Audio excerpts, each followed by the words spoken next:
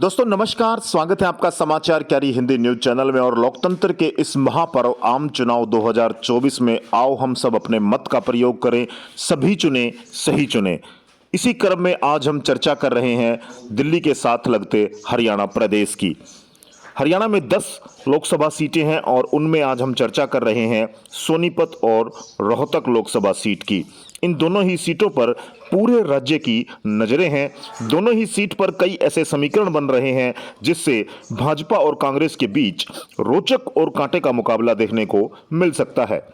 भाजपा पर जहां अपने प्रदर्शन दोहराने का दबाव है, वहीं अपने अस्तित्व बचाने के लिए कांग्रेस के सामने करो या मरो जैसी स्थिति है। सोनीपत और रोहतक कांग्रेस का गढ़ रहा है। रोहतक में कांग्रेस 18 में से 11 बार जीती है। पिछले चुनाव में भाजपा ने दोनों सीटों पर कब्जा किया था। हरियाणा की 10 में से इन्हीं दो ऐसी सीटों पर कांग्रेस को कम अंतर से हार मिली थी। ऐसे में कांग्रेस को इन दोनों सीटों से ही उम्मीद है। सोनीपत में कांग्रेस के उम्मीदवार व राज्य के पूर्व सीएम भूपेंद्र सिंह हुड्डा को भाजपा सांसद रमेश कौशिक ने करीब 1,64,000 वोटों से हराया था। वहीं रोहतक में भाजपा सांसद अरविंद शर्मा ने कांग्रेस के उम्मीदवार दीपेंद्र हुड्डा को मात्र 7,500 वोटों से पटकनी दी थी। सोनीपत और रोहतक में हुड्डा परिवार का अच्छा प्रभाव माना जाता है। पिछले चुनाव की हार हुड्डा परिवार आज तक पचा नहीं पाया और अपनी हार का बदला लेने के लिए हुड्डा परिवार और कांग्रेस ने इस बार पूरा जोर लगा रखा है। वहीं पीएम मोदी के 400 पार के नारे की वजह से हरियाणा भाजपा पर राज्य की 10 सीटों पर कमल खिलाने का दबाव है। दोनों लोकसभा क्षेत्र की 18 विधानसभा सीटों में से 12 पर कांग्रेस का कब्जा और भाजपा का सिर्फ 4 सीटों पर है। बात करते हैं रोहतक लोकसभा की। रोहतक को हरियाणा की राजनीतिक राजधानी माना जाता है। पिछले लोकसभा चुनाव में रोहतक में भाजपा उम्मीदवार अरविंद शर्मा को 47% और कांग्रेस उम्मीदवार दीपेंद्र हुड्डा को 46.4% वोट मिले थे। दोनों के बीच कांटे की टक्कर हुई। राजनीतिक विश्लेषक मानते हैं कि लोकसभा चुनाव में इतना कम मार्जिन खास मायने नहीं रखता।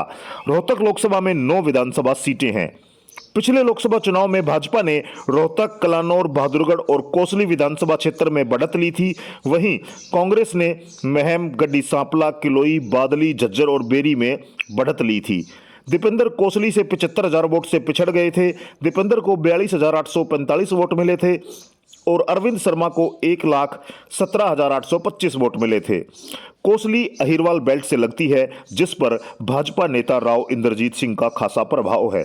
विधानसभा चुनाव में कांग्रेस ने 7 सीटें जीती। बाकी दोनों में से एक पर भाजपा व एक पर निर्दलीय ने जीत दर्ज की।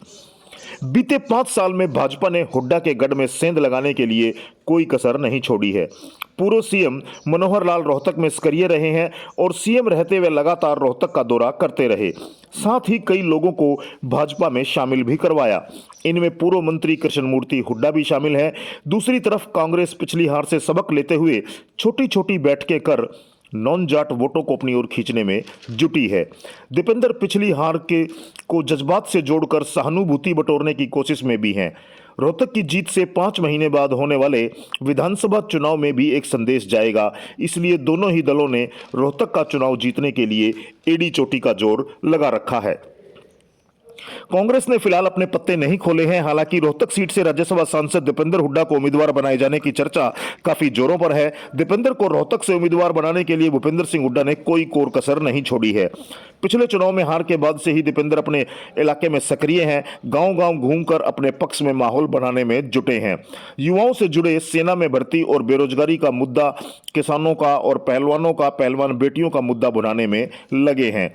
वहीं सोनीपत और रोहतक में कांग्रेस विधायक भी सक्रिय हैं। रोहतक विधायक बीबी बत्रा, सोनीपत से विधायक सुरेंद्र पवार लगातार छोटी छोटी बैठकें कर रहे हैं। दीपेंद्र ने कोसली के मतदाताओं को अपने पक्ष में लाने के लिए कोई कसर नहीं छोड़ी है। राजनीतिक विश्लेषक मानते हैं कि दोनों ही सीटों पर मुकाबला दिलचस्प होने वाला है। रोहतक में हार से सबक लेते हुए कांग्रेसी काफी सतर्कता बरत रहे हैं। इस बार वह ओवर कॉन्फिडेंस में नहीं है। भाजपा उम्मीदवार अरविंद शर्मा भी मेहनत कर रहे हैं। जिसका भी चुनाव प्रबंधन बेहतर होगा वही बाजी मारेगा। सोनीपत में सारा कुछ कांग्रेस के चेहरे पर निर्भर करेगा। सोनीपत लोकसभा सीट पर पिछले 3 चुनाव में भाजपा का वोट बैंक बढ़ा है। इसके बावजूद पार्टी की राह इतनी आसान नहीं है। भाजपा के उम्मीदवार मोहनलाल कौशिक राई विधानसभा क्षेत्र से विधायक हैं। साल 2019 में उन्होंने विधानसभा चुनाव मात्र 2662 वोटों से जीता था। पिछले लोकसभा चुनाव में मिले वोट और पीएम मोदी के चेहरे के सहारे वह मैदान में है। पिछले लोकसभा चुनाव में भाजपा को 52% वोट मिले, वहीं कांग्रेस उम्मीदवार को 37% वोट मिले। हालांकि 5 महीने बाद हुए विधानसभा चुनाव में भाजपा और कांग्रेस दोनों का वोट बैंक खिसक कर, मगर ज्यादा नुकसान भाजपा को हुआ है। इस सीट के अधीन आते 9 विधानसभा क्षेत्र में कांग्रेस को 33.4% वोट मिले, जबकि भाजपा को 35%। भाजपा ने 3, कांग्रेस ने 5 और जजपा ने 1 सीट जीती। हालांकि 2014 के लोकसभा चुनाव में कांग्रेस को 27.4 और भाजपा को 35.3% वोट मिले। इन चुनाव में जब विधानसभा चुनाव हुए तो कांग्रेस का वोट शेयर बढ़ा और भाजपा का कम हुआ। पिछले 2 ट्रेंड से पता लगता है कि लोकसभा चुनाव में भाजपा का वोट बैंक शेयर बढ़ता है, मगर विधानसभा चुनाव में कम हो जाता है। 2019 के चुनाव में भाजपा ने 7 विधानसभा में लीड ली, जबकि 2 विधानसभा क्षेत्र खरखोदा और बड़ौदा से भूपेंद्र सिंह हुड्डा आगे रहे। जिन 7 विधानसभा सीटों पर भाजपा आगे थी, उनमें जींद जिले की 3 सीटें सफीदो, जींद और जुलाना शामिल हैं। विधानसभा चुनाव में इन तीनों सीटों पर जींद से भाजपा, सफीदों से कांग्रेस और जुलाना से जजपा ने जीत हासिल की थी। हालांकि जींद जिले में प्रभाव रखने वाले चौधरी वीरेंद्र सिंह इस बार कांग्रेस में शामिल हो गए हैं। ऐसे में वीरेंद्र सिंह इन सीटों पर कितना असर डाल पाते हैं, कांग्रेस के उम्मीदवार पर भी बहुत कुछ निर्भर रहेगा।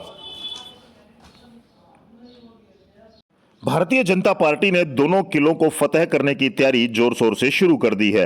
हालांकि सर्वे रिपोर्ट नकारात्मक आने पर पार्टी ने सोनीपत सीट से 2 बार के सांसद रमेश कौशिक का टिकट काटकर राई के विधायक मोहनलाल कौशिक को मैदान में उतारा है। भाजपा ने जातीय समीकरण के आधार पर ब्राह्मण बिरादरी से आने वाले मोहनलाल कौशिक को टिकट दिया है। सोनीपत में करीब 17 लाख मतदाता हैं। इनमें 34% करीब जाट वोटर हैं। गैर जाट कार्ड खेलते हुए भाजपा ने अपने विधायक मोहनलाल कौशिक पर दांव खेला है।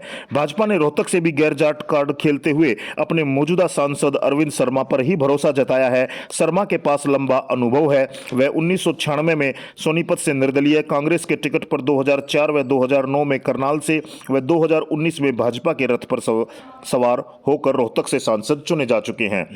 भाजपा ने पिछले चुनाव में सोनीपत व रोहतक लोकसभा सीट पर कब्जा जमाया था और दोनों लोकसभा क्षेत्रों की 18 विधानसभा सीटों में से 12 पर कांग्रेस और भाजपा के खाते में केवल 4 सीटें हैं। 1 सीट जजपा के खाते में व 1 सीट निर्दलीय के खाते में गई है। देखते रहिए समाचार कैरी।